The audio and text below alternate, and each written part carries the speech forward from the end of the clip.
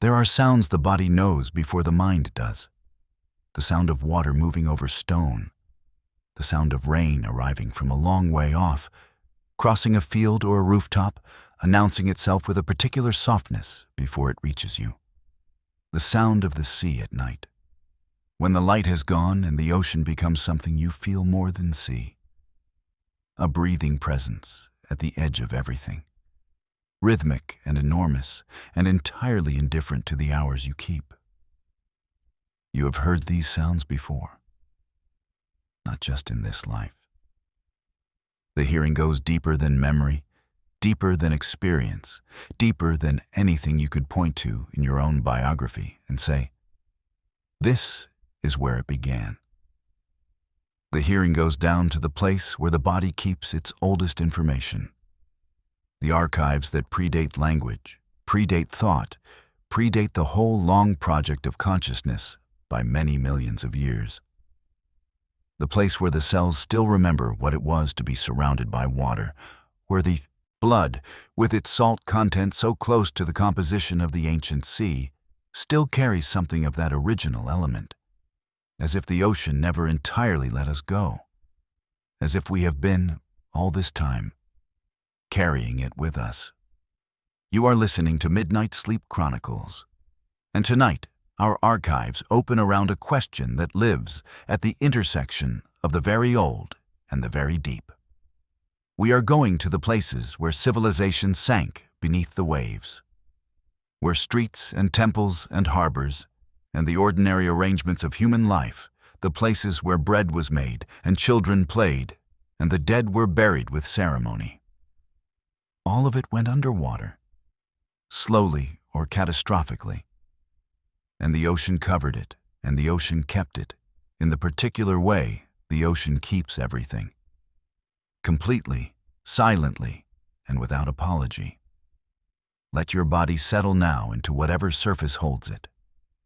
Let the weight of the day distribute itself downward, finding its rest. There is nothing required of you in the hours ahead except presence. The soft, unhurried presence of a body, willing to be still, while something older than history speaks to it from the deep. We begin. Off the southern coast of Japan, in the waters near the island of Yonaguni, the westernmost point of the Japanese archipelago, closer to Taiwan than to Tokyo. There is a place where the ocean floor drops away to reveal something that does not belong to the logic of the natural world as the eye expects it. You descend through water so clear that visibility can extend to 60 meters in good conditions. The light fracturing and bending as it always does when you pass beneath the surface into the other world, the one that covers 70% of this planet and that most of us spend our entire lives never entering. The hammerhead sharks are here sometimes, moving through the blue distance with a patience that predates human anxiety by 400 million years. They do not notice you, particularly. You are a brief anomaly in a space that belongs to older presences. And then the floor appears, and nothing prepares you for it. What you are looking at is a structure 25 meters tall and 100 meters long, composed of sandstone and shale that the geologists date to 20 million years of age. The age of the rock itself, which is to say the age of the material, not necessarily the age of whatever shape it has been given. Because the shape is not what stone does when left alone. The stone presents itself in terraces, in platforms, in what appear to be staircases of enormous scale. Steps too large for human feet, as if built for something other than ordinary human locomotion, or built at a time when the ordinary had not yet been defined. There are what appear to be right-angle walls. There are what appear to be roads. There is a formation that researcher Masaki Kimura, who has spent more than 15 years diving this site and mapping its structures with a cartographer's patience and an obsessive's devotion, describes as resembling an underwater sphinx, a face looking outward from the stone into the blue water. the features worn by millennia of current and salt, but still, to those who have seen it, unmistakably deliberate. Masaki Kimura is a marine geologist at the University of the Ryukyus who has been returning to this place for more than 15 years, diving through the same clear water, mapping the same stone geometries with the patience of someone who has decided that this is the question his professional life will spend itself on. He says he sees quarry marks. He says he sees rudimentary inscriptions, figures carved into cliff faces, with the deliberate economy of a hand that knew what it wanted to leave behind. He says that what lies below, the terraced pyramid and the connecting pathways, and what he reads as the remains of temples and public spaces, is a city. Not a natural formation, shaped into coincidental regularity. A city that was not always underwater. A city that existed above the surface of the sea, open to the light and the weather. Inhabited by people who built what they built because they believed it should last. The counter voice belongs to Robert Schoch of Boston University, a geologist who has also dived this site repeatedly, brought his training to bear on its surfaces, and arrived at a different conclusion. The sandstone here breaks naturally along precise horizontal and vertical planes, he says. The joints in the rock, the right angles, the step-like formations. These can be found above the waterline elsewhere on the island, produced by the same geological forces, with no human hand involved. The strong current sweeping the site would naturally remove loose blocks, creating the clean surfaces that the eye wants to read as deliberate. What looks like design, Schoch argues, may be nothing more than the particular way this rock has always responded to the particular pressures that have always acted upon it. For 20 million years. Long before there were eyes to find it beautiful or minds to wonder what it meant.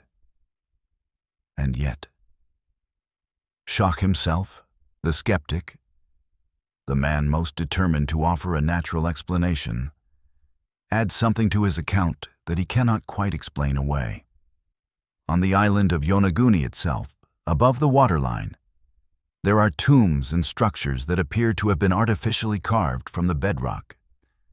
And these structures, unmistakably human in origin, appear to mimic the step-like features now lying underwater, as if the people who once lived here looked at the formation beneath the waves, or rather, looked at the formation that was not yet beneath the waves, that was dry and accessible and overwhelming in its geometric precision, and said, "This is what stone should look like. This is the shape we will make our sacred places in. This is what we will imitate when we want to mark the edge between the world of the living and whatever lies beyond it." The question that this leaves open, and it is the question that has made the Yonaguni Formation one of the most visited dive sites in the world, attracting not only marine archaeologists, but recreational divers who have no professional stake in the answer, but who feel, when they descend to that stepped stone face, something that exceeds what the sensory data alone should produce. Is not whether the formation is natural or artificial. It is something older and more unsettling than that. It is the question of what was here. What world existed in this place when this stone was dry land, open to the sky, accessible to whatever intelligence was moving through the Pacific archipelago 10,000 or 12,000 years ago? What did the people who touched this stone know? What did they build and why? And what became of them when the water came? Because the water did come. This is not in dispute. 20,000 years ago, the water that now fills the oceans was not in the oceans. It was locked in ice, in the enormous sheets that covered northern Europe and North America to depths of several kilometers, in the glaciers that descended into valleys that are now green and temperate, In a world so cold and so dry that the sea sat more than 100 meters lower than it stands tonight. The continental shelves, those broad, shallow platforms that ring every continent before the bottom drops away into the true deep, were land. Forests and rivers and beaches, and the settled home of people who had been living on them for as long as anyone can reconstruct. And then the ice began to release what it held. 14,500 years ago, something shifted in the planetary system. A cascade began. Ice sheets on multiple continents responding to one another in the way that large systems respond to their own instabilities, each collapse feeding the next. In less than 5 centuries, the ocean rose by approximately 20 meters. Not gradually, in the way that we imagine geological processes as gradual. Quickly enough that a person who stood at the waterline of the sea at the beginning of their life and returned to the same spot at the end of it would find the sea had moved. Quickly enough that parents described to their children a shoreline the children could see was no longer there. Quickly enough to become the event that a people would carry in their stories for the next 10,000 years, encoding it in every form available to them. In the image of the flood, the drowned city, the world the gods took back. Because an event of that magnitude, lived through and survived, does not simply pass into silence. It becomes the deep story, the one that travels furthest. Between 11,000 and 3,000 years ago, the sea rose a total of 125 feet, and when it was done, everything those people had built their lives around was at the bottom of it. Not metaphorically, literally. The ocean came and did not leave.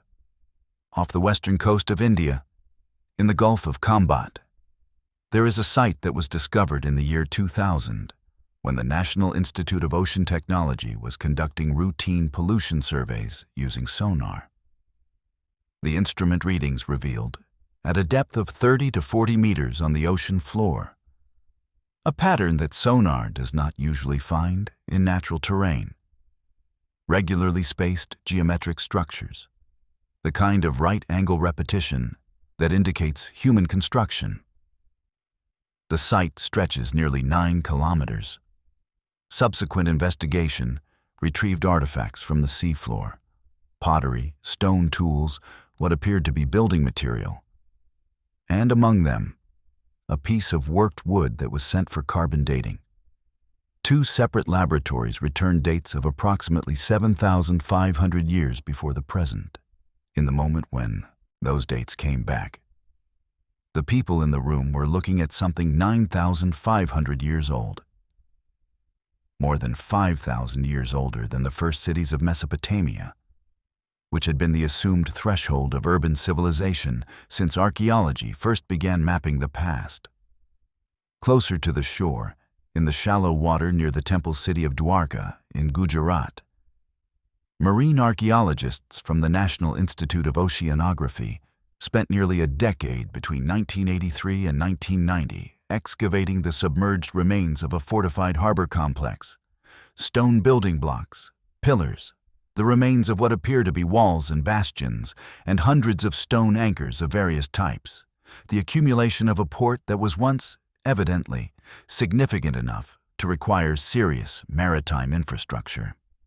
The ancient Hindu texts of the Mahabharata and the Puranas describe Dwarka as one of the holiest cities in the world, the capital of a kingdom, the homes of the deity Krishna, a place of such perfection that when Krishna died, the ocean rose and claimed it within a day.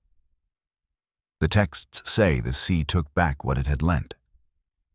The sea, in the oldest Indian conception of these things, does not give permanently. It lends.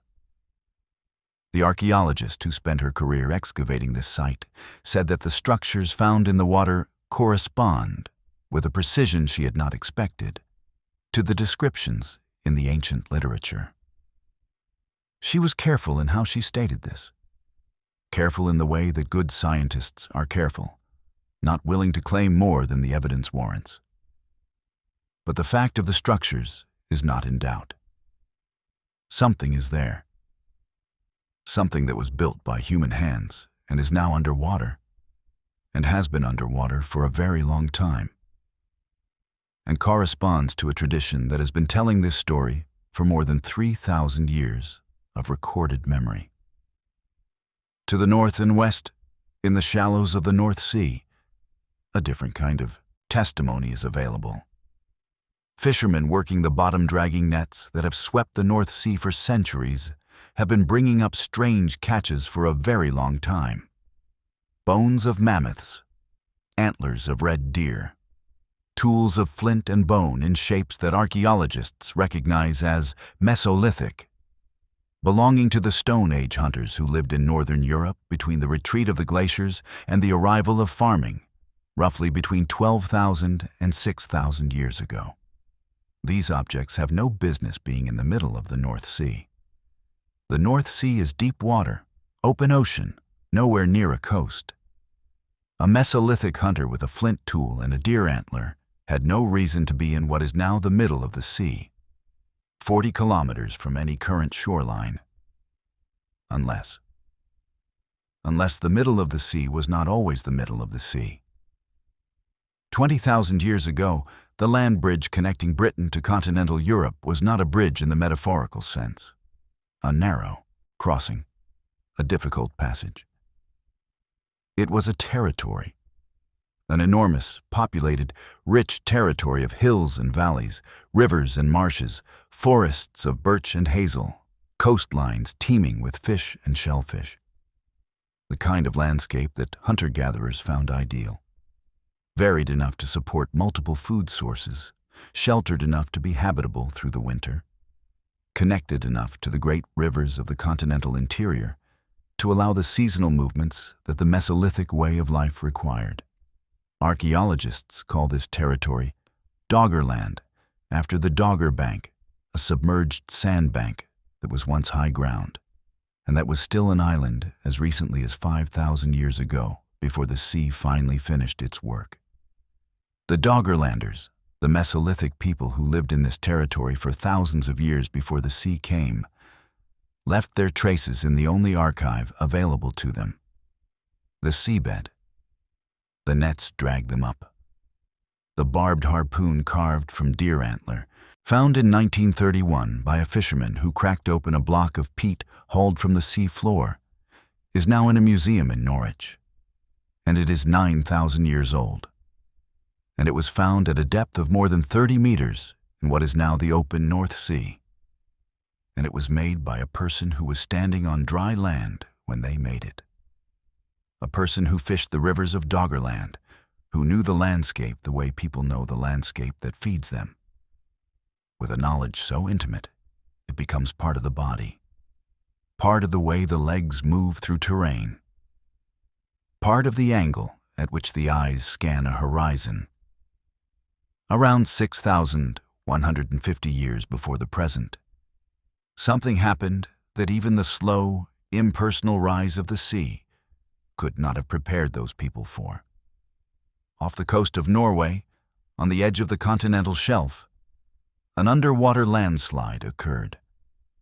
A collapse of the seafloor involving hundreds of kilometers of coastal shelf, releasing a volume of sediment and water that generated a tsunami of extraordinary power.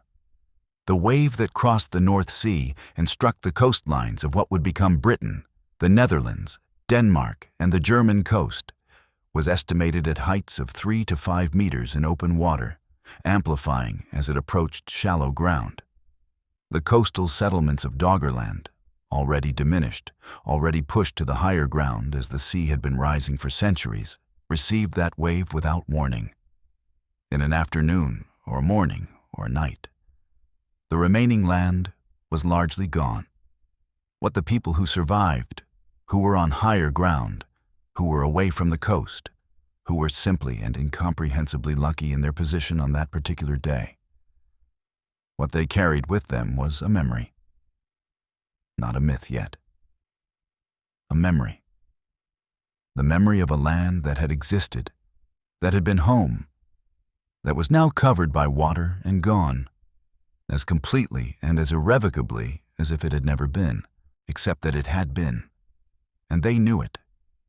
And their children would know it from their telling. And their children's children would know it from the retelling. And the generations would pass, and the memory would change its shape, as memories do when they are transmitted through many mouths and many years, acquiring the weight of symbol without losing the core of what was true.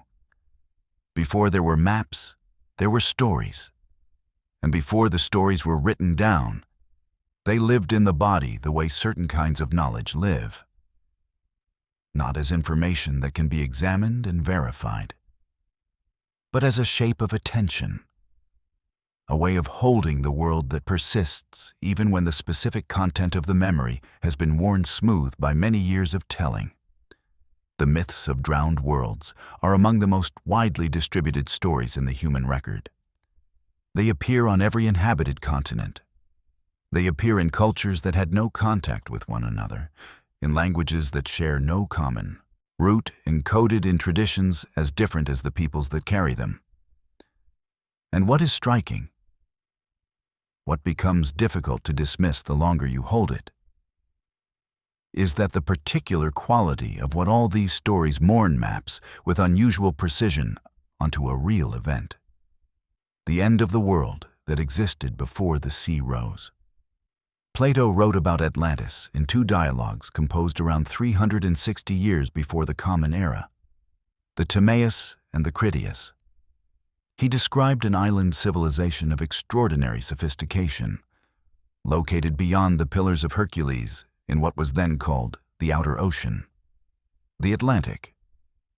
He gave it a precise size, larger than Libya and Asia combined, he said, using the geographical vocabulary of his era. He gave it a precise date of destruction, 9,000 years before the time of Solon, the Athenian lawgiver, which places the cataclysm at approximately 9,600 years before the present. Precisely within the period of maximum sea level rise following the last glacial maximum. He gave it a precise cause. The gods, displeased with the corruption of a civilization that had once been noble, caused the island to sink beneath the sea in a single terrible night and day, swallowed by the Atlantic without trace. Scholars have argued for centuries about the degree to which Plato was reporting genuine tradition versus constructing a philosophical parable. The debate has never been definitively settled, and perhaps cannot be. But what is striking, when you read the Timaeus and the Critias alongside the paleoclimate record, is not the specific details of Plato's account, the 10 kingdoms, the extraordinary military power, the particular geological features he describes, but the emotional and psychological structure of the story, the loss of something genuinely great, the irreversibility of the loss, the ocean as the agent of erasure, not destroying but concealing, not ending but covering over. Atlantis, in Plato's account, is not ruined. It is submerged. The implication is that it is still there, somewhere beneath the waves, preserved in the ocean's particular way of preserving things, completely and in the dark, out of reach, but not entirely gone. This is the structure that matters, and it appears not once, not as one culture's singular invention, but everywhere. Everywhere that the sea has taken something. Everywhere that a people's coastline once was and is no longer. Across the Indian Ocean, the Sangam literature of ancient Tamil Nadu, some of the oldest literary records in the Indian subcontinent, composed in a tradition that may stretch back 3,000 years or more, speaks of a land called Kumari Kandam, a vast southern continent that once extended far beyond the current coastline of India, a civilization of great antiquity and refinement that was swallowed by the sea in a series of catastrophic floods. The texts describe the floods with a specificity that has interested modern scholars. Not a single event, but multiple inundations, separated by centuries, each one claiming more of the land, each one driving the Tamil-speaking peoples northward and eastward into the territories they currently occupy. The resonance between this oral tradition and the geological record of post-glacial sea level rise, multiple pulses of rapid inundation separated by intervals of slower rise, is not exact enough to constitute proof. But it is close enough to constitute a pattern worth taking seriously. The Vedic tradition of ancient India speaks of an age before the flood when the world was different, when the gods and the humans were in closer contact, when the earth gave its bounty more freely, when the principle of cosmic order had not yet been corrupted by the accumulation of human failing. The great sage Manu, warned by a fish that became divine, built a ship and survived the flood that ended the old world. Known, a story so structurally similar to the story of Noah, and to the Sumerian story of Utnapishtim, and to flood narratives from indigenous traditions across Mesoamerica and Southeast Asia and the Pacific, that it demands some explanation beyond coincidence. The explanation that the paleoclimate record suggests, not proves, but suggests, with the quiet insistence of a pattern that keeps showing up in unexpected places, is that the flood myths of the world are not myths in the sense of being invented. They are memories in the sense of being preserved, encoded in story with the particular compression and symbolic intensity that oral traditions develop when they need to carry important information across very long periods of time. The floods happened. The land sank. People survived, and they remembered, and they told the story of what had been lost. And the story traveled with them wherever they went, accumulating resonance and symbolic weight, but retaining beneath the accumulated layers of interpretation and embellishment, the core of a real experience. The experience of a world that was and then was covered by water and is now gone. In the Celtic traditions of the Atlantic coast of Europe, the drowned land takes specific, local forms. The Welsh legend of Cantre'r Gwaelod, the Lowland Hundred, describes a fertile kingdom of 16 cities lying beneath the waters of Cardigan Bay on the western coast of Wales. The kingdom was protected from the sea by a series of embankments and sluice gates maintained by a keeper who, one night, overwhelmed by wine and negligence, or perhaps by something darker than negligence, failed to close the gates against the tide. The sea entered, and the cities went under. And on very still evenings, in certain conditions, the Welsh fishermen who work these waters say they can hear, rising from the depths, the bells of the drowned churches still ringing in the current, the ghost of a world reminding the living of its existence, insisting on its own reality with the patience of things that have been waiting a very long time to be remembered. The Breton legend of the city of Ysh is even more elaborate and even more specific in its geography.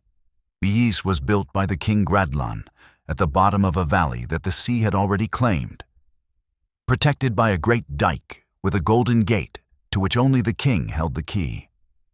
The city was the most beautiful in the world, more beautiful than Paris itself. So beautiful that Paris is sometimes called Par-Is in the French tradition, a name that means something like equal to wise. The city that was the standard against which all other cities were measured, the city that no living city could quite match. Because the standard existed underwater and was therefore perfect and unchangeable, and entirely beyond the reach of the present. The gate was opened, in some versions by the king's dissolute daughter Dahut, in others by a mysterious stranger, in others by forces that the story declines to name, as if the cause of the loss is less important than the fact of it.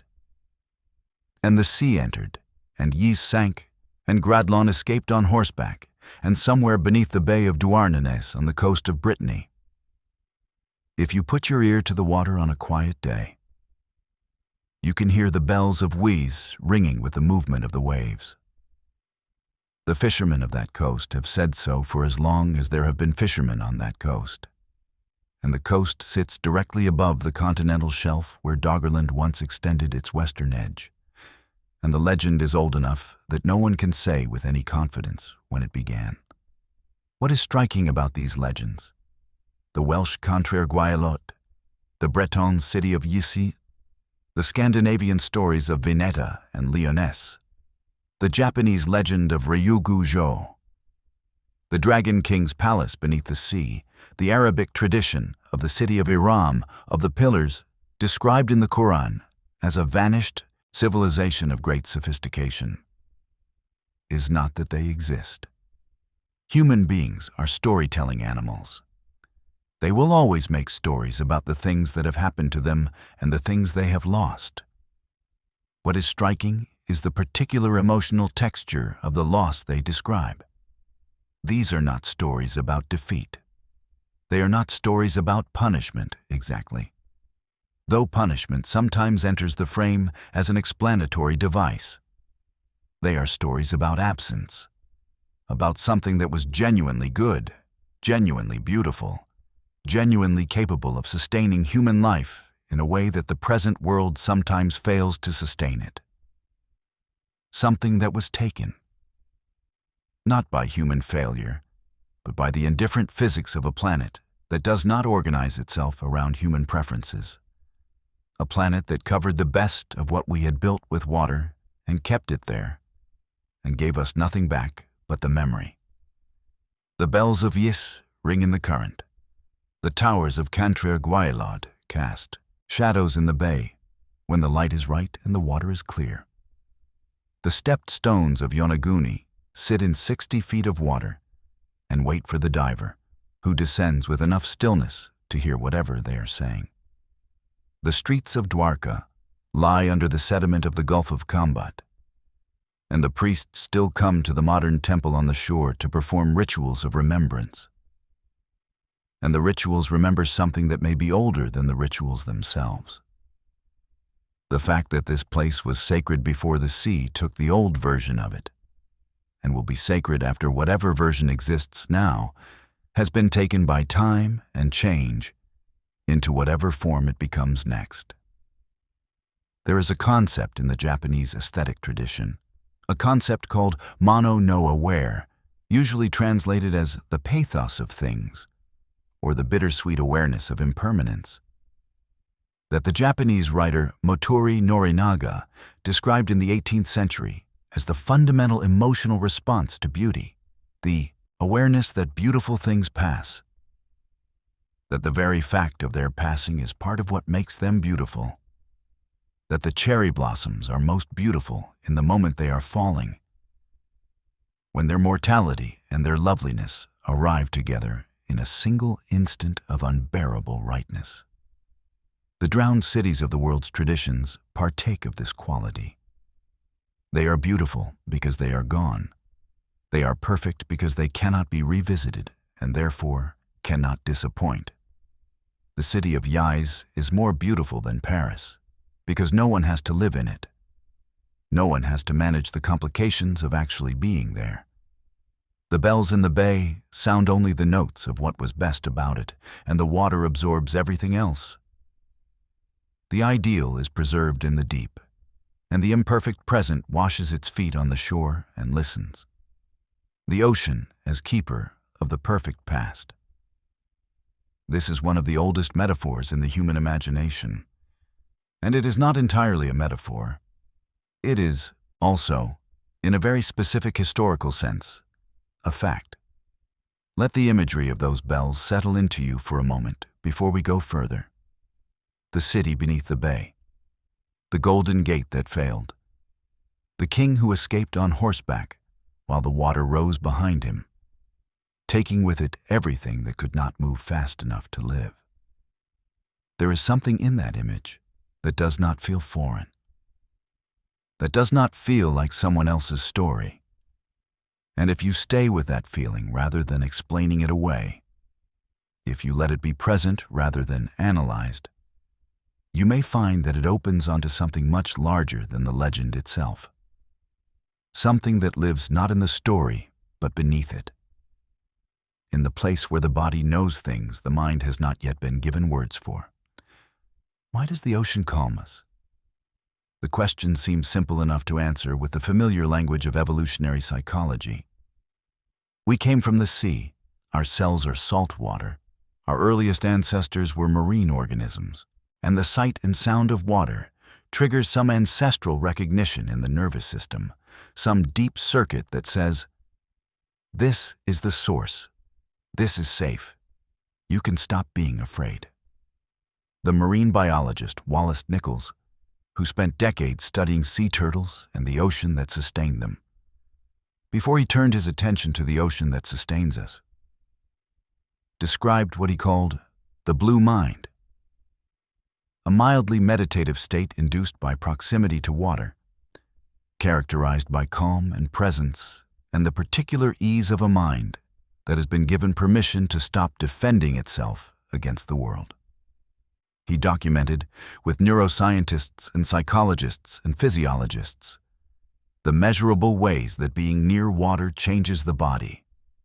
The heart rate slowing, the cortisol dropping, the alpha brain waves associated with relaxed awareness increasing, the default mode network, the brain's resting state, its capacity for creativity and integration, and the processing of experience, becoming more active, as if the presence of water frees the mind from its surveillance mode and allows it to do the work it actually wants to do. These are real effects. They have been measured in laboratories and in field studies, on beaches and riverbanks and lake shores, in people who grew up near water and people who did not, across cultures and demographics and contexts varied enough to make the pattern meaningful. The sight of water makes us feel better. The sound of water makes us feel better.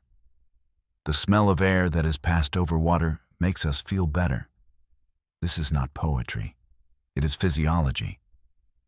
But the physiology, as Nichols understood it, is itself pointing towards something deeper than the physiology. Our brains, he suggested, respond to water the way they respond to things we were shaped to respond to. Not learned responses, not cultural preferences, but the ancient, embedded recognitions of an organism that evolved in close relationship with water over a very long time. The particular soothing quality of the ocean's rhythm, the waves arriving at intervals of 10 to 14 seconds in typical open ocean swells, intervals that match with uncanny closeness the frequency of alpha brain waves in a relaxed human brain, may not be a coincidence. It may be a co-evolutionary resonance, the ocean having shaped the human nervous system over the millions of years during which our ancestors lived at its edge. The rhythm of the waves becoming, over geological time, the rhythm of the resting mind. And if the ocean calms us, the deep ocean frightens us. Both things are true, and they are true simultaneously, in the particular way that profound things are often both true simultaneously. Not contradicting each other, but inhabiting the same space from different angles, revealing, when held together, something about the structure of the thing they describe that neither alone could reveal. There is a fear that almost every person carries, regardless of whether they have ever stood at the ocean's edge. The fear of depth. Not the water itself, not the act of swimming, but the experience of looking down into something that goes past the point where vision ends, past the point where the familiar logic of surfaces applies, into a darkness that the mind populates, inevitably, with whatever it most needs to keep at a safe distance. The fishermen who have spent their whole lives on the sea know it too. That particular awareness that arrives when the depth beneath the hull becomes immeasurable, when the surface becomes suddenly and completely a boundary between the known world and something enormous and opaque. The awareness of what lies below, of how much is down there, of the fact that the surface you are standing on is very thin. The psychologist Carl Jung, who spent his professional life mapping the architecture of the unconscious, the layer of the mind that lies beneath the layer we can observe, and narrate to ourselves, described the sea as one of the most persistent symbols of the unconscious itself. The surface of the water corresponds to the surface of awareness, the boundary between what we know and what we carry without knowing we carry it. The depths below correspond to the depths of the psyche, the accumulated contents of personal experience that have sunk below the threshold of conscious awareness. And beneath those, the deeper stratum of what Jung called the collective unconscious, the inherited psychological architecture of the species, the patterns and images and emotional structures that are not learned but given, transmitted not through culture but through the very structure of the human mind. Jung was careful to say that the collective unconscious was not a memory bank in any literal sense, not a storage system containing the specific experiences of specific ancestors. He was describing something structural, something more like a grammar than a library, the set of deep patterns according to which the human mind organizes experience, the archetypes that give shape to our fears and our longings across every culture and every era. And yet, the question that the drowned cities pose, the question that becomes harder to set aside the more carefully you hold it, is whether the structural inheritance might be more specific than Jung imagined, whether the recurring image of the lost paradise, the sunken world, the civilization beneath the waves, carries within it not just an archetypal pattern, but an actual ecological memory, the body's record of places it was built for and lost. Sit with that for a moment in the dark. The body's record of places it was built for and lost. Consider what it means that the fear and the longing arrive together when we stand at the ocean's edge. The longing is straightforward enough. The pull towards something that calms the nervous system, that soothes the ancient cellular memory of what water meant when it meant survival. But the fear, the specific quality of the fear that the deep water produces, the awareness of what lies below the surface, that is also pointing towards something real. The ocean does contain what it has taken. The coastal shelves are down there, the rivers and forests and cities and burial grounds of a world that ended when the ice melted and the sea rose. What lies beneath the surface of the ocean is, in a very precise historical sense, what was lost, the world that was, the world that the myths have been describing, with their bells ringing in the current and their perfect cities preserved in impossible depth. For as long as human beings have been making myths. The Welsh word hiriaeth, a word without a clean English translation, a word that means something like longing for a home that cannot be returned to, or grief for a world that existed more completely in the feeling than in any geography you could locate on a map, applies here with a precision that the word's inventors could not have consciously intended. When you stand at the ocean and feel the thing that is not quite sadness and not quite peace, the thing that combines the comfort of the sound with the weight of some unnameable loss, that feeling is hiriaeth for the drowned world, not metaphorically, not as a poetic flourish. Your nervous system is running on ancient maps, shaped by the millions of years during which your ancestors lived at the edge of these waters. And those maps include the record of what was here before the water rose. The feeling of standing at the ocean's edge and looking out is the feeling of a species at the edge of its own history, looking at the archive of its most profound loss and being both calmed and disturbed by the proximity. Let that settle.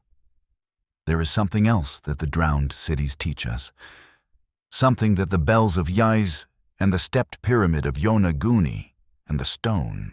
Anchors of Dwarka and the harpoon from the floor of the North Sea are all pointing toward when you look at them together. The extraordinary persistence of the human impulse to build meaning in the face of impermanence. The people who made the city of Ys did not know that the sea would take it. The people who carved the stone of Yonaguni, if they carved it, which remains genuinely uncertain, did not know that the water rising around the edges of their island would eventually rise over their work as well. The people of Dwarka, who set their anchors in the harbor and brought their ships in from the Arabian Sea, did not know that the harbor would one day be 30 meters underwater, inaccessible to anything but the small, careful lights of diving archaeologists working against the current to document what remains. They built anyway. They made it as well as they could, as permanent as they could, with whatever materials and knowledge they had. And the ocean came and took it, and the memory of it survived in the stories. And the stories survived in the mouths of their descendants for thousands of years. And the descendants eventually made instruments precise enough to look through the water and see the shapes that remain, and the shapes remain, and the bells ring in the current. And the question that was always there is still there.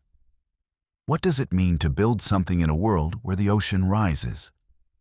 What does it mean to love something in a world where everything, given enough time, goes under? The contemplative traditions that emerged from coastal and maritime cultures, from the Pacific Island navigators who crossed the world's largest ocean without instruments, reading the stars and the swells and the color of the water with a sensitivity so developed, it became a form of knowledge indistinguishable from instinct. From the Celtic monks who built their hermitages on the western cliffs of Ireland and sat at the edge of the Atlantic in all weathers, looking outward at the horizon where the drowned world lay. From the Japanese fishermen whose Shinto rituals for the sea still carry, in their deepest structure, the awareness that the sea is not a background to human life, but a presence of its own, with its own requirements and its own forms of attention. These traditions all arrive, from their different directions, at a similar understanding of what the ocean requires of us. Not conquest, not mastery, not the management of a resource or the defeat of a force. Something more like a relationship, a long, patient, reciprocal relationship with something that is older and larger and more patient than anything human. Something that has been here before us and will be here after us and has no particular investment in our survival, but has, through the long co-evolutionary intimacy of millions of years of shared history, shaped us in ways we are still discovering. The ocean is not indifferent to us in the way that pure physics is indifferent. It is indifferent in the way that a landscape is indifferent.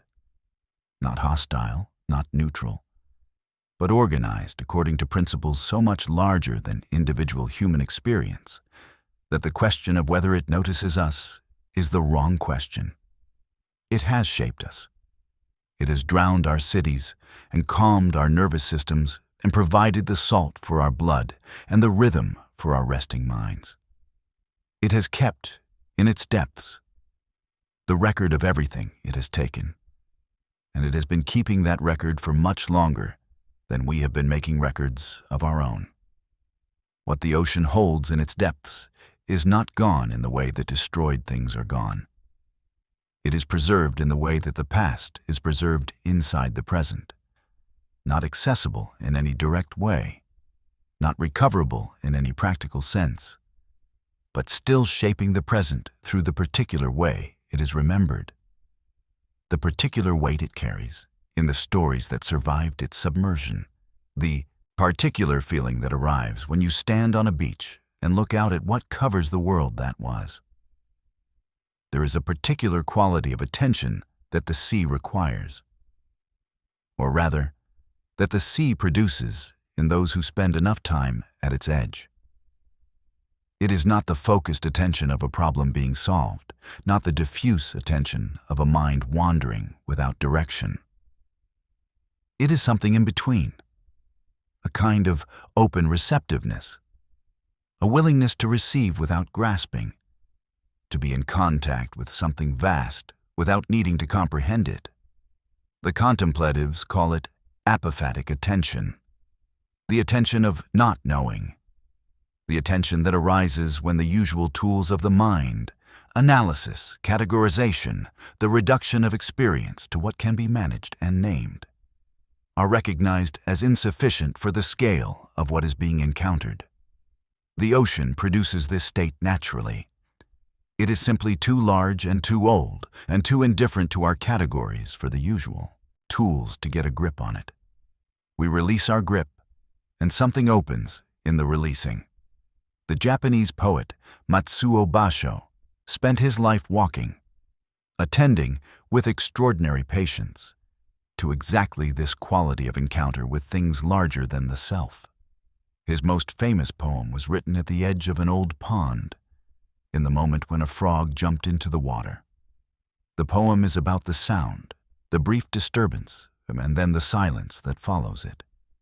The silence that is larger for having been broken and then restored. The way the pond is as it was before, and is also, in some way, the ear registers without being able to name. Different. Basho was cultivating the kind of attention that could be present for exactly that moment. The moment when the boundary between the ordinary world and the deep world is briefly, incompletely, luminously penetrated, and then closes again, and the surface returns, and you are left holding something that cannot quite be said. This is what the drowned cities offer to the imagination that is willing to be still with them. Not the thrill of discovery or the satisfaction of mystery resolved. Something quieter and more lasting. The awareness that the surface of the world is a surface, that what appears solid and permanent and fully present is in fact a thin layer over something much older and much deeper, something that has been here long before the forms it currently wears and will be here long after those forms have changed into something else. The stepped stones of Yonaguni were dry land before they were seabed. The seabed of the Gulf of Combat was a living city before it was sediment. The North Sea was a territory of hills and rivers and human communities before it was open water.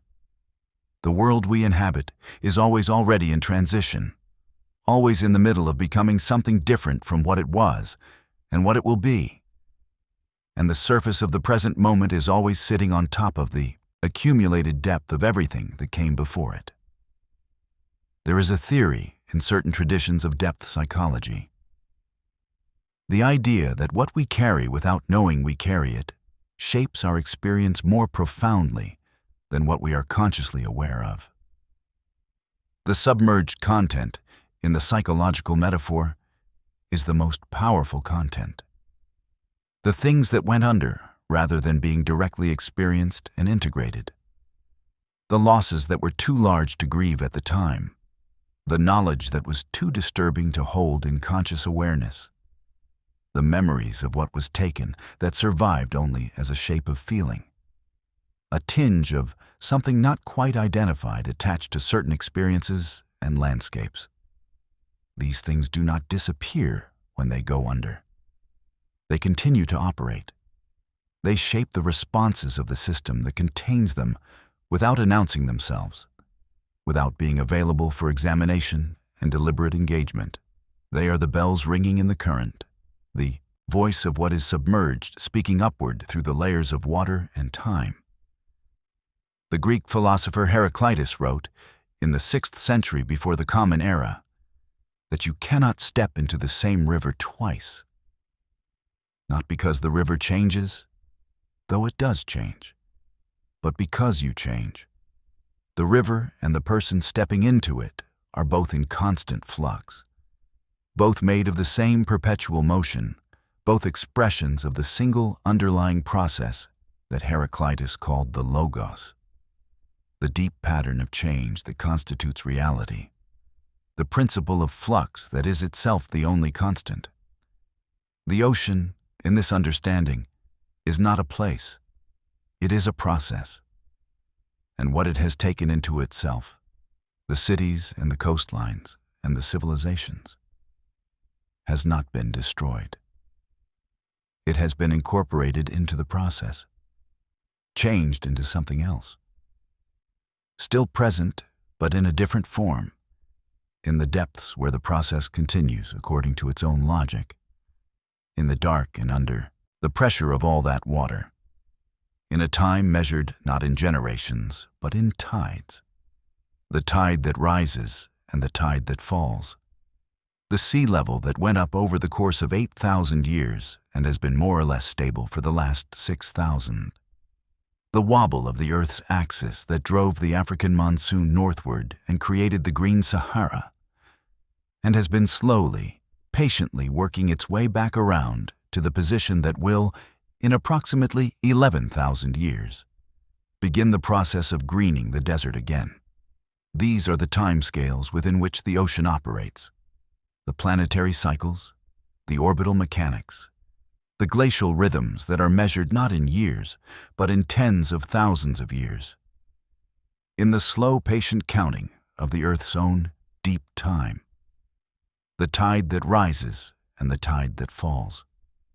The sea level that went up over the course of 8,000 years and has been more or less stable for the last 6,000. The wobble of the Earth's axis, that drove the African monsoon northward and created the Green Sahara, and has been slowly, patiently working its way back around to the position that will, in approximately 11,000 years, begin the process of greening the desert again. These are the timescales within which the ocean operates. The planetary cycles, the orbital mechanics, the glacial rhythms that are measured not in years, but in tens of thousands of years, in the slow, patient counting of the Earth's own deep time. There is another kind of patience worth naming here.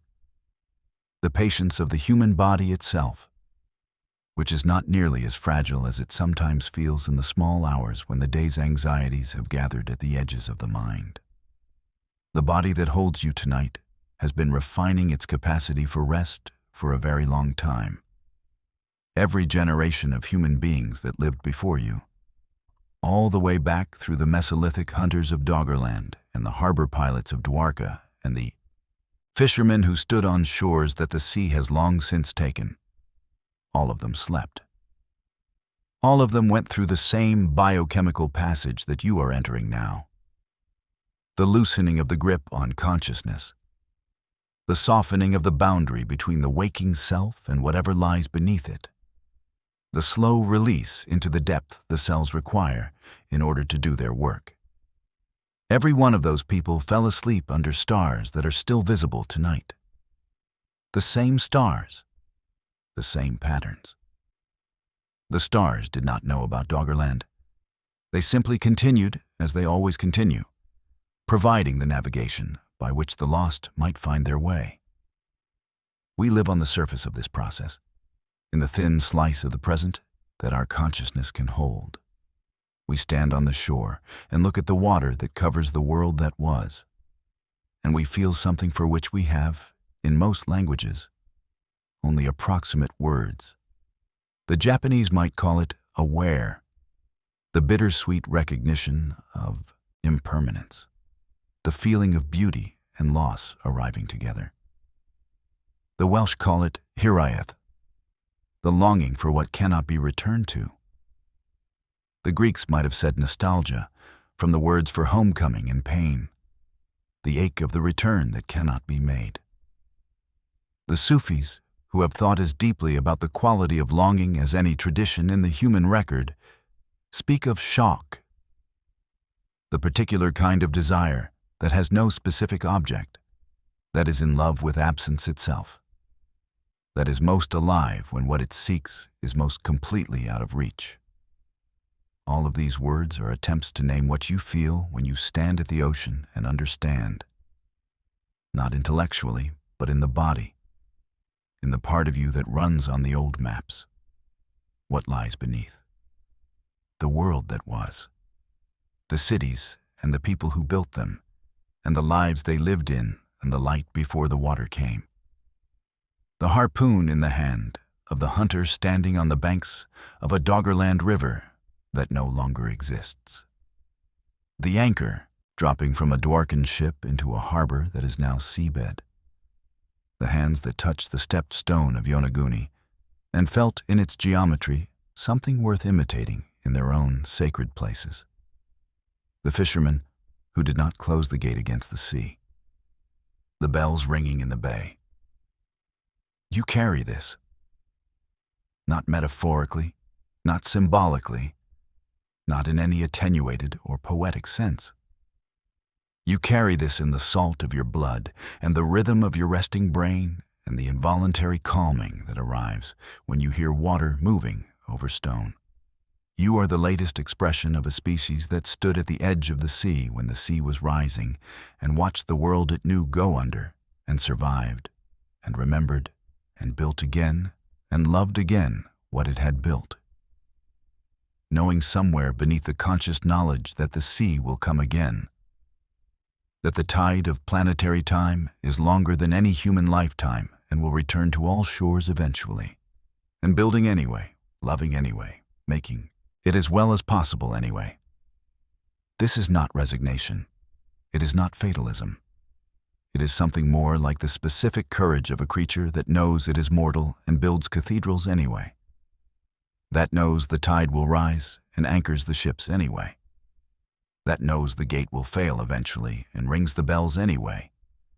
So that when the city goes under, the bells will still be ringing. The city will still be saying something.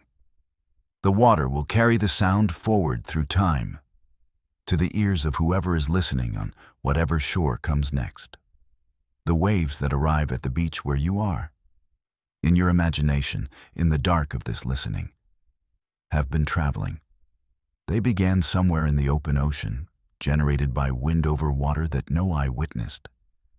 And they have been moving outward from that point of origin across the surface of the sea for days or weeks or longer, carrying their energy forward, transferring it to whatever they encounter, and eventually finding the shore and spending themselves against it in the act that has been called, without exaggeration, the oldest continuous sound on the surface of the planet.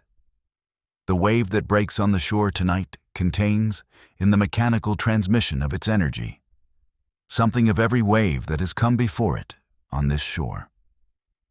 Going back to before the shore was a shore.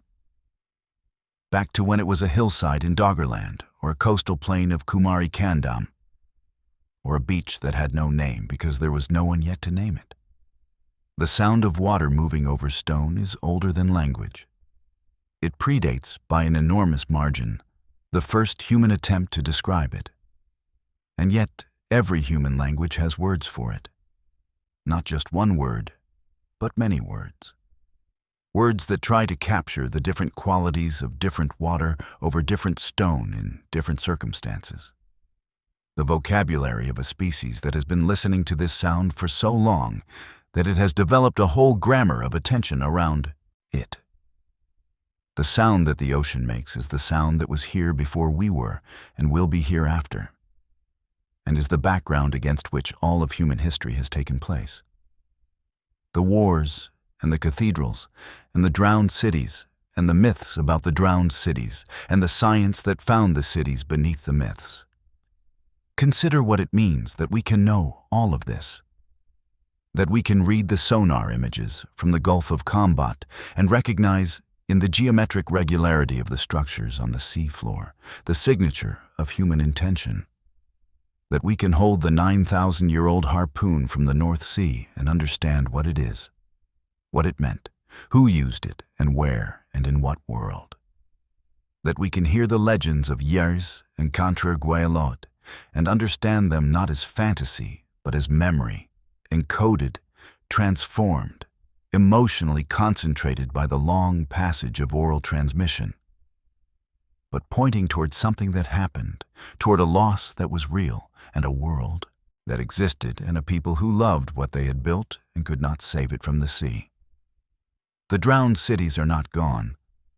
They are changed in form, from dry land to seabed, from inhabited to uninhabited, from present to past. But past is not the same as absent. The past is the most present thing there is. It is what made the present possible. Every choice, every structure, every relationship between cause and effect that produced this moment was shaped by everything that came before it. And the drowned cities are part of everything that came before us. The part that shaped us most profoundly because it was the loss we could not entirely acknowledge. The grief that had nowhere to go except into the myths and the feelings we have when we stand at the edge of the sea and look out at what covers what was. The ocean has been patient with us. It has held what it took and held it carefully. In the cold dark where things do not decay the way they decay in the air, where time moves differently, where the stepped stones of Yonaguni have been sitting in the current for 10,000 years and are still recognizably what they were, whatever they were. The ocean has kept the record. And we are beginning, finally, with our sonar and our carbon dating and our remotely operated vehicles and our careful, slowly accumulating ability to go down and look. We are beginning to read it. What we are reading is ourselves. The record the ocean keeps is our record. The record of a species that loved the places it lived in and was driven from them and remembered what it had loved and built again in new places and was driven from those too. By climate and catastrophe and the long, patient work of geological time, and built again and remembered and built again. The record is not tragic. It is something more complex than tragedy. Something that contains tragedy as one of its elements, but is not reducible to it, the way the ocean contains everything that has dissolved into it without being reducible to any of those things. We are the children of people who watched the sea rise, who stood at the edge of what was becoming the North Sea and watched the last of Doggerland disappear beneath the water, who fled the rising Gulf of Khambhat and carried the memory of what they had built into the mountains of Gujarat and put it into their songs and their rituals and their stories about the God who died and whose city the sea took back, who heard the bells of Yis ringing as the waves closed over the last tower and put that sound into their children's ears and their children's children's ears and kept it ringing for 6,000 years until it reached us, until it became the sound you hear when you stand on a Breton beach on a quiet evening and listen to what the waves are saying against the rocks. The waves are saying what they have always said.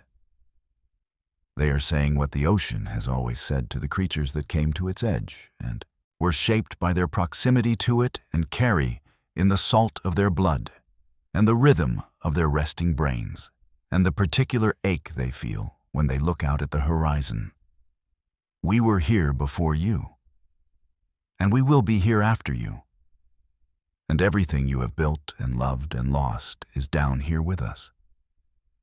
Held in the dark, intact in the way that memory is intact, present in the way that the past is always present.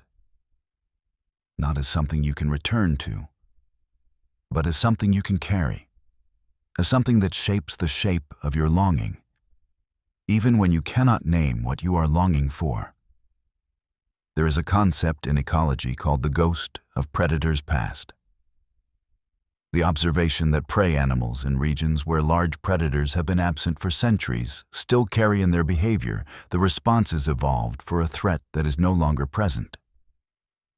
The pronghorn of North America runs faster than any predator currently alive on the continent can pursue. It runs at the speed of the cheetahs and lion-like cats that went extinct 12,000 years ago. It is running from ghosts. It is outrunning an absence. And this is not a malfunction. It is a record.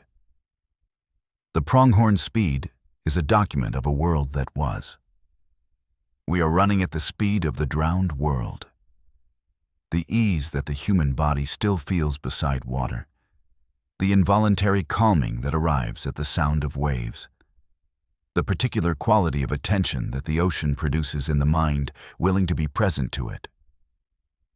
These are the human equivalent of the pronghorn's speed. We are still reaching for the shores of Doggerland. We are still listening for the bells of Wies. We are still navigating by the memory of coastlines that have been underwater for 6,000 years, still carrying in the body's cellular architecture the record of a relationship with the ocean that predates every civilization we know of by a very long margin. Let that be what it is. Not a wound, not a malfunction. And perhaps this persistence is not an error. Perhaps it is not a failure of the genome to update itself, not a lag in the system's ability to adjust to new conditions. Perhaps it is the most precise possible response to a real situation. The situation of a species whose deepest shaping took place in conditions that no longer obtain in their original form, and which must live with whatever dignity and creativity and wisdom it can assemble in the conditions that do.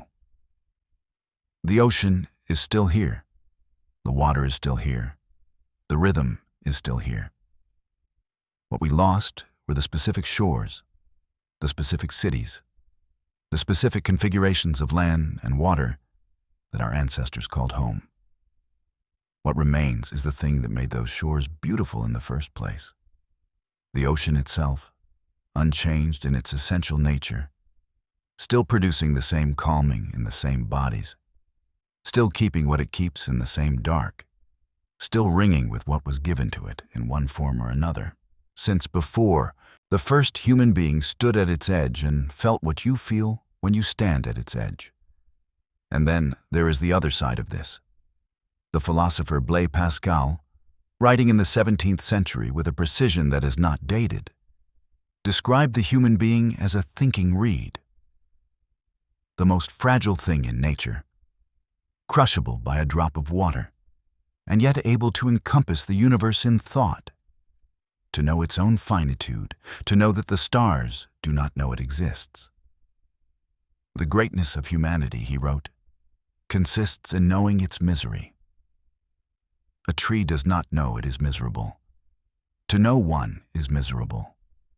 To know the distance between what is and what was, between the world as it is and the world as the body carries the memory of it having been, is to know something that the rest of nature does not know. The 9,000-year-old harpoon from the North Sea is a record of this knowing. The stone anchors of Dwarka are a record of this knowing.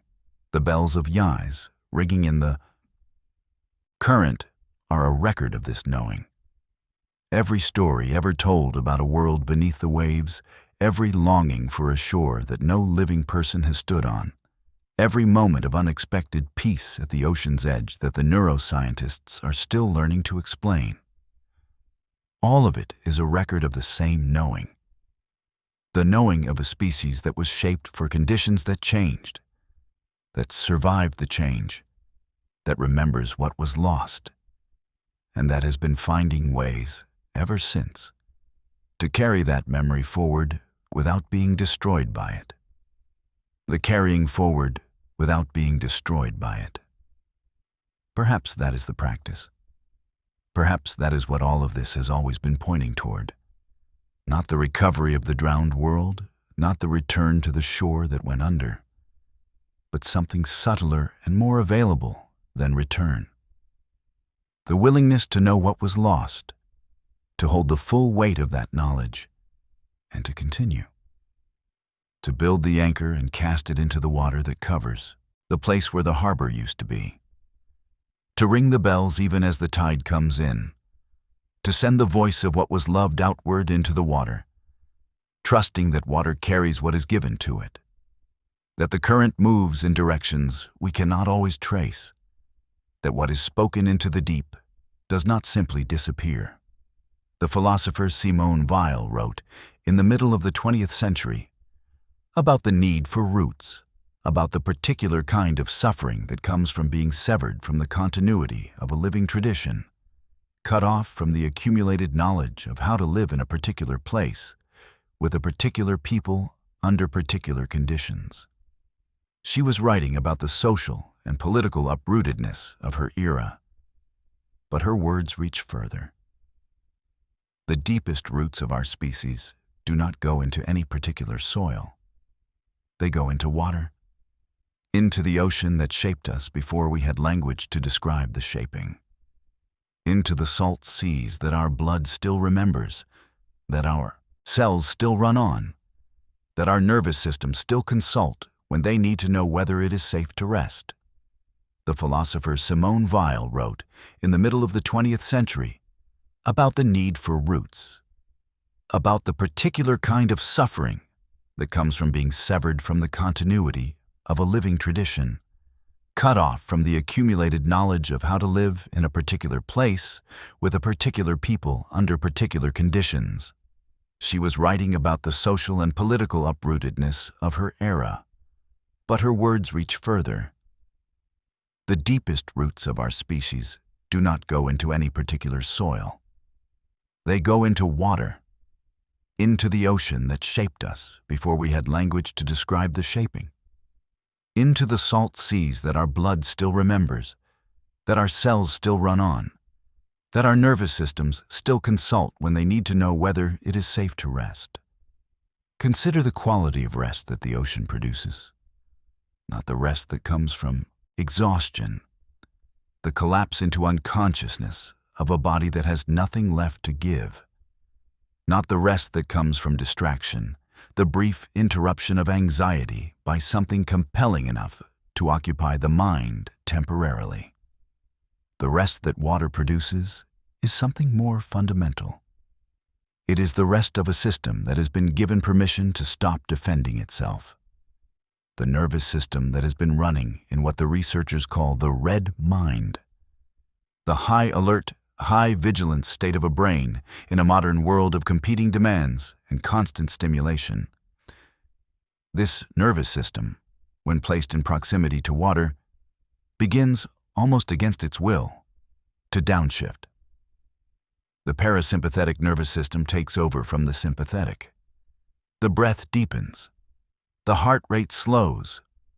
The muscles release the tension they have been holding since morning, since last week, since the accumulation of small anxieties that the body carries without ever being asked to carry them, all of it releasing, layer by layer, into the sound of water moving. This is the gift the ocean has been giving to every human being who came to its edge for the entire duration of the species. Long before anyone understood the neuroscience, long before the alpha brain waves were measured, or the cortisol was quantified, or the parasympathetic nervous system was named and mapped. The fishermen of Doggerland knew it, in the way that the body knows things before the mind has words for them. The harbor pilots of Dwarka knew it. The Celtic monks on their Atlantic cliffs knew it, chose it, sought it, built their monasteries at the edge of the sea specifically because of what the sea did to the mind that was willing to be present to it. They called it by different names in different traditions. They embedded it in different ritual frameworks, different theological vocabularies, different cultural contexts. But the thing itself, the particular quality of rest that arrives at the ocean's edge, was the same for all of them. The same gift given by the same source to the same creature that has always needed it.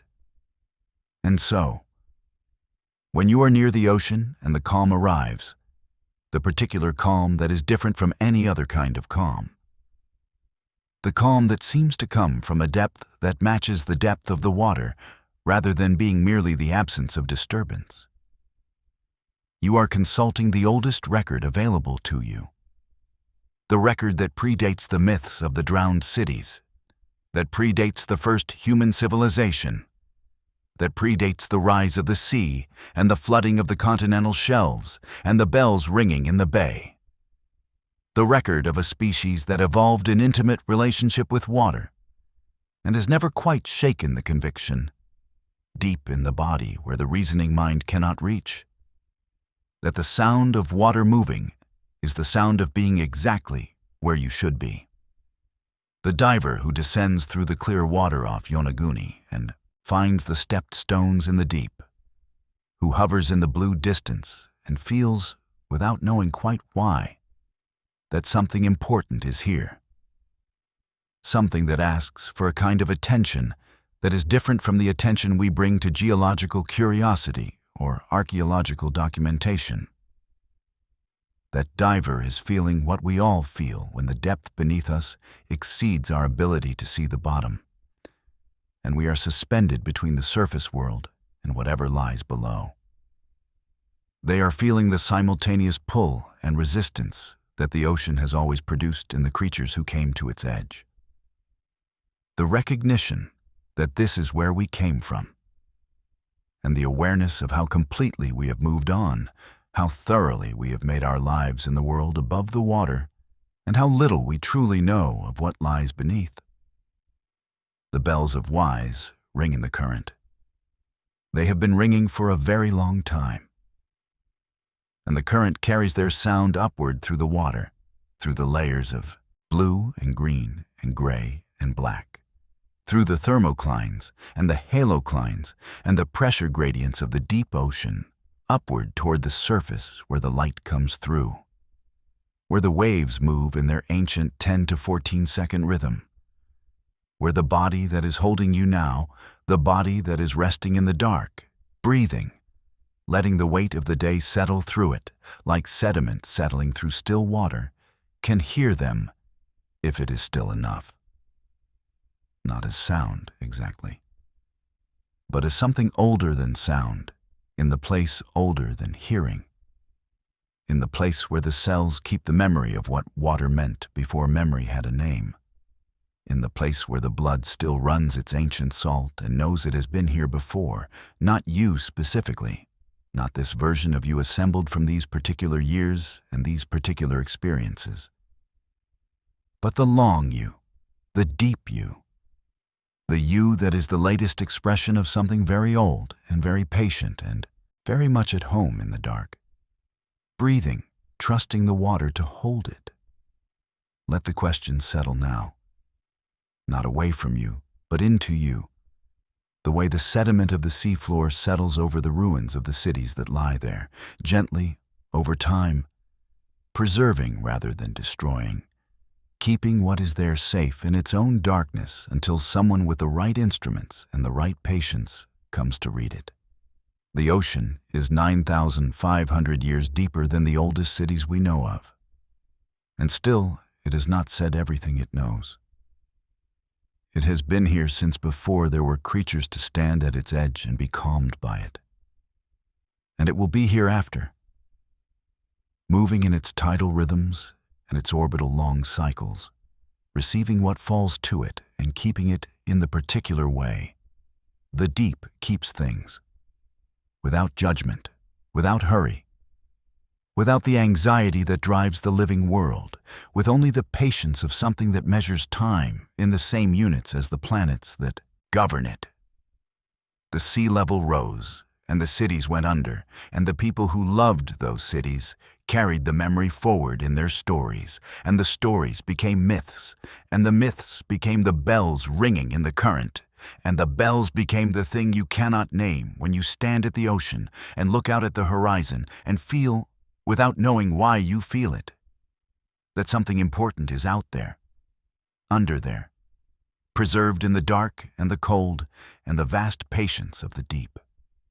You are standing on the shore of your own history, the most ancient parts of you, the parts that run on maps drawn before history began, that know the rhythm of water before they know anything else, are already at rest in the dark they were shaped in.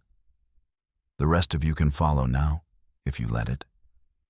The water sounds the way it has always sounded, not hurrying, not asking for anything.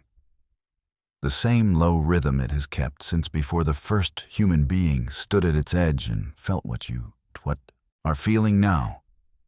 The particular ease of a body that has, at last, found the right place to be still. Breathe in and out. Slowly. The questions you carried into this night are not gone.